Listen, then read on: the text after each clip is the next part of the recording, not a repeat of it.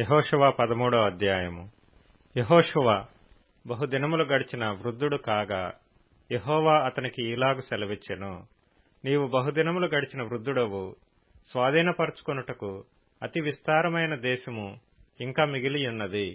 మిగిలిన దేశము ఏదనగా ఫిలిష్తీయుల ప్రదేశములన్నీయు, గెషూరీయుల దేశమంతయు, ఐగుప్తునకు తూర్పుననున్న షీహోరు మొదలుకొని కనానీయులవని ఎంచబడిన తూర్పు దిక్కున ఎక్రోనీయుల సరిహద్దు వరకును, ఫిలిష్తీయుల 5 సర్దారులకు చేరిన గాజీల యొక్కయు, అష్డోదీయుల యొక్కయు, అష్కెలోనీయుల యొక్కయు, గాతీయుల యొక్కయు, ఎక్రోనీయుల యొక్కయు దేశమును, దక్షిణ దిక్కున అవీయుల దేశమును, కనానీయుల దేశమంతయు, సీదోనీయులదైన మేరా మొదలుకొని ఆఫెకు వరకున్న అమోరీయుల సరిహద్దు వరకును, గిబ్లీయుల దేశమును, హెర్మోను కొండ దిగువనున్న బయల్గాదు మొదలుకొని హమాతునకు పోవు మార్గము వరకు లెబానోను ప్రదేశమంతయు, లెబానాను మొదలుకొని మిశ్రెపొత్మాయిము వరకును దేశము మిగిలియున్నది.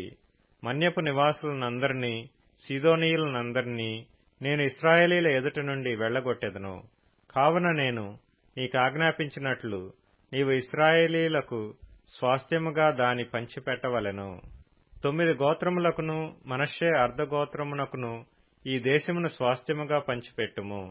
యెహోవా సేవకుడైన మోషే వారికిచ్చినట్లు రూబేనీయులు, గాదీయులు తూర్పు దిక్కున యొర్దాను అవతల మోషే వారికిచ్చిన స్వాస్థ్యమును పొందిరి.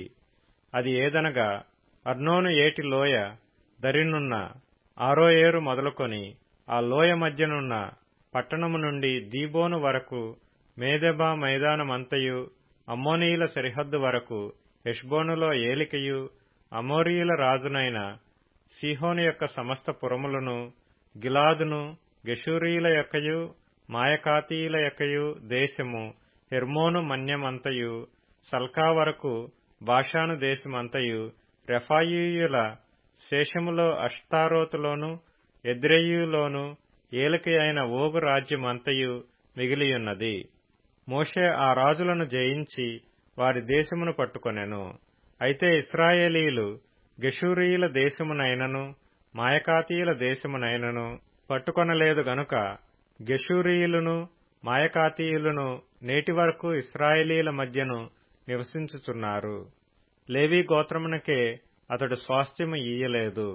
ఇశ్రాయేలీయుల దేవుడైన యెహోవా వారితో సెలవిచ్చినట్లు ఆయనకు అర్పింపబడు హోమములే వారికి స్వాస్థ్యము.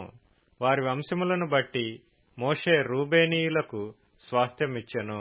వారి సరిహద్దు ఏదనగా అర్నోను ఏటి లోయ దరినున్న ఆరోయేరు మొదలుకొని ఆ లోయలోనున్న పట్టణము నుండి మేదెబా యొద్దనున్న మైదానమంతయు, హెష్బోనును మైదానములోని పట్టణములన్నీయు, దీబోను, బామోత్ బయలు, బేత్బయల్మెయోను, యహసు, కెదేమోతు, మేఫాతు, కిర్యతాయిము, సిబ్మా లోయలోని కొండమీది సిరెత్షహరు, బేత్పయోరు, పిస్గా కొండ చర్యలు, బెత్యేషిమోతు అను పట్టణములను, మైదానములోని పట్టణములన్నీయు, హెష్బోనులో ఏలికయు, మోషే జయించిన వాడునైన సీహోను వశముననున్న ఎవీ, రెకెము, నూరు, హోరు, రేబా అను మిద్యాను రాజుల దేశమును, అమోరీయుల రాజైన సీహోను రాజ్యమంతయు వారికి స్వాస్థ్యముగా ఇచ్చెను.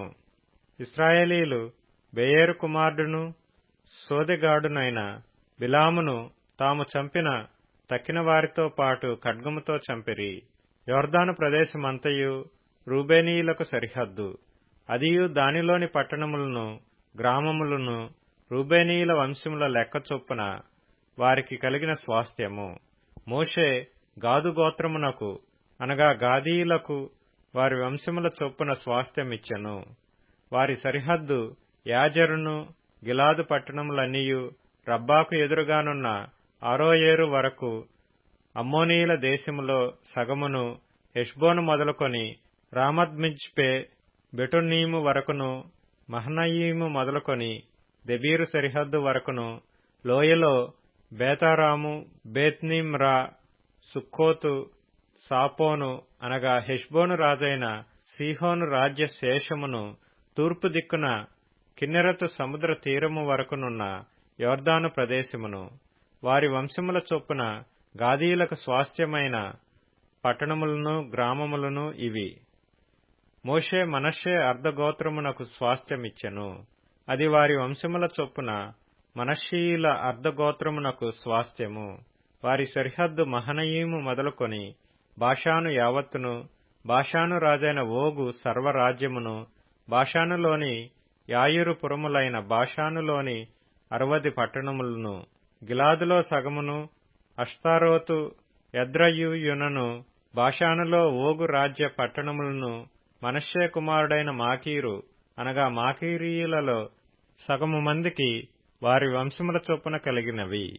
యెరికో యొద్ద తూర్పు దిక్కున యొర్దాను అవతలనున్న మోయాబు మైదానములో మోషే పంచిపెట్టిన స్వాస్థ్యములు ఇవి. లేవీ గోత్రమునకు మోషే స్వాస్థ్యము పంచిపెట్టలేదు, ఏలయనగా ఇశ్రాయేలీల దేవుడైన యెహోవా వారితో సెలవిచ్చినట్లు ఆయనే వారికి స్వాస్థ్యము.